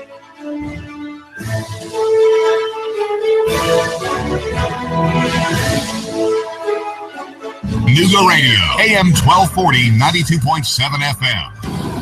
Chattanooga's best kept secret, Boyd Speedway. Come see the fastest dirt late model drivers in the South compete for a purse every Saturday night. Pit gates open at 3, grandstand opens at 5. Racing starts at 7. Bring the whole family for a night of fun as they tear it up on the dirt track. Go to BoydSpeedway.net and check out the Dirt Simulator. BoydSpeedway.DirtSimulator.com. Chattanooga's best kept secret, Boyd Speedway. Fun-filled, outrageous racing. We'll see you Saturday night. The UCRA Crate Late Model Event. Limited late models, crate late models, sportsman, hobby, and street stocks. Boyd Speedway. Competent, kind, caring, knowledgeable, experienced, great listener, great negotiator, in touch, accessible. If these are the characteristics you want and need in a realtor, you want and need Thomas DeMoss of Keller Williams Realty. Thomas is a very gifted realtor who puts the client's needs first. Whether you're buying or selling a home, Thomas is the realtor of choice. Thomas will help and guide you through each step of this very important process. For many of us, the purchase of a home is one of our largest investments and most important family and financial decision. Let Thomas use his 10 years of experience in the Chattanooga real estate market to give you the advantage you need when buying or selling a home. Buying a house? Thomas can help you navigate the emotional and somewhat anxious process of buying a home. For those of you who want to sell a house, Thomas uses his marketing and negotiating experience to help you sell your home for top dollar. Thomas is a local resident, raising his family here in Hamilton County. He knows the area very well. For many agents, real estate is a job. With Thomas DeMoss, it's a passion and what he loves to do. Call Thomas today for a no-obligation consultation. He makes the process as simple as possible. Call 423-364-0028 and visit his website, northriverpropertygroup.com. Picture that curl of steam rising from your fresh-made pizza. And in a flash, let it take you aloft, teasing all your senses. I'm talking about Jet's Pizza. If you eat out at Jet's in Hickson or take home your steaming deep dish square pizza, you'll love Jet's. They use only the best ingredients in a family recipe. Also try the cheesy bread, wings, chicken, or bread with bacon, antipasta or Greek salad. Jet's Pizza at Buy Low near the S curves. Open till 10 p.m. Sunday through Thursday and 11 p.m. Friday and Saturday. You can order online or have it delivered. jetspizza.com. That's jetspizza.com. Or call them now. They'll have it ready when you get there. 757-1616. That's 757-1616. Jet's Pizza, the best pizza in town. 3600 Hickson Pike. Life is short. Eat better pizza. Let's get Jet's. Final expenses, funeral cost, cemetery lots, unpaid medical bills, probate cost, debts. Debts are due and payable upon death of debtor. Will these costs produce a burden and hardship on your loved ones? Who will be responsible? How will they handle them? These costs can total many thousands of dollars, only compounded greater with the grief of losing a family member. A safe and secure way to provide for these costs is with an affordable life insurance from Covenant Group Insurance and Financial Services. Covenant Group is a local company with local agents. Covenant Group still makes house calls. Covenant Group only represents A-rated companies. With many options to offer, Covenant Group can accommodate almost any budget. Great discounts for good health and plans available for impaired risk. Call today for a free, no-obligation consultation in the convenience of your home. Call Steve or Jada at 423-855-8484. Call today, 423-855-8484.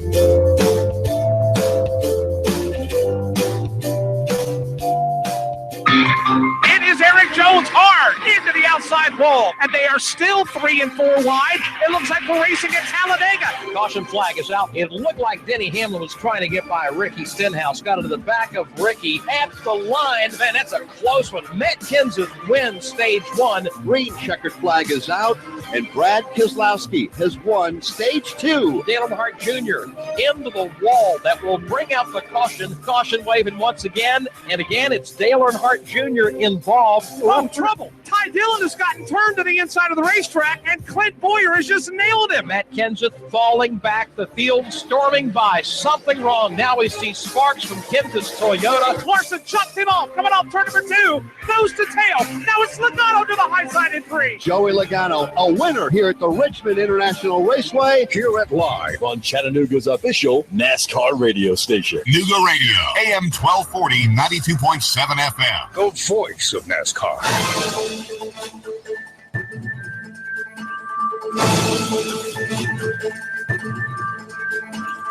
WDLZ HD4 Ottawa, W224AZ Chattanooga, WSDT Sunny Daisy Chattanooga. CBS News, I'm Pam Coulter. President Trump says a thorough investigation will show there was no collusion between his campaign and any foreign entity. That after the appointment of former FBI Director Robert Mueller, special counsel to lead an independent investigation. CBS's Jeff Pegues. It was the Deputy Attorney General who made this decision, appointing Mueller to be the special counsel. Of course, he is acting as the Attorney General in this investigation. He is leading it because Jeff Sessions, the Attorney General, had to recuse himself. CBS News senior legal analyst Andrew Cohen. The question that everyone will be asking and that no one really can answer right now is how independent can he be or will he be? My impression is that this is a solid choice, someone with the credentials and the experience to stand up to the partisans within the Trump administration, including those within the Justice Department, to at least try to get to the bottom of whatever this is. Democrats are welcoming the appointment. Adam Schiff is the top Democrat on the House Intelligence Committee. I think it's a very positive step that a special counsel has been appointed and a special counsel of the caliber of Bob Mueller. I think he has a superb reputation as director of the FBI. I think he's well thought of by people on both sides of the aisle, so I think it was a very solid choice. Majority Leader Mitch McConnell says the Senate Intelligence Committee will continue its investigation even as a special counsel does its work. Stocks took a big tumble today as investors worried about a setback for the Trump business agenda. Market analyst Art Hogan. These are things that have been talked about for a while, but it seems like we're getting closer to some truth here. If that, in fact, is the case, that probably pushes out the Republican agenda for tax cuts, deregulation, infrastructure spend, etc., and the market's recalculating the value of that. The Dow sank 372 points. NASDAQ dropped 158. After stories on disclosing sensitive information to Russia officials and James Comey records indicating the president asked him to lay off Michael Flynn, Mr. Trump is complaining about how he's being treated. No politician in history, and I say this with great surety, has been treated worse or more unfairly. Army Private Chelsea Manning is free after 7 years in a military prison for giving classified documents to WikiLeaks. KCTV reporter Stephanie Kaiser. Manning will still be on active duty. This means